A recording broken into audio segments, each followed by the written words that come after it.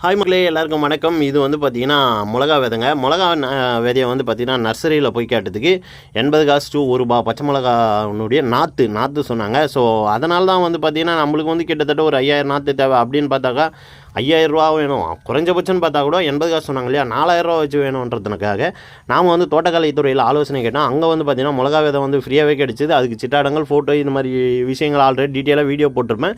So அதை எடுத்து போய் கொடுத்தாச்சு. அதுக்கப்புறமா வந்து பார்த்தீங்கன்னா விதையும் வாங்கியாச்சு. இந்த ட்ரேலாம் வந்து பார்த்தீங்கன்னா அங்கேயே இருந்ததுங்க. ஸோ அதையும் வந்து பார்த்தீங்கன்னா வாங்கியாச்சு. கோகோ பீட்ஸ் மட்டும் ₹400 கொடுத்து வாங்கினேன். ஸோ மொத்த செலவு வந்து பார்த்தீங்கன்னா ஒரு ₹500 to ₹600 முடிஞ்சிச்சு.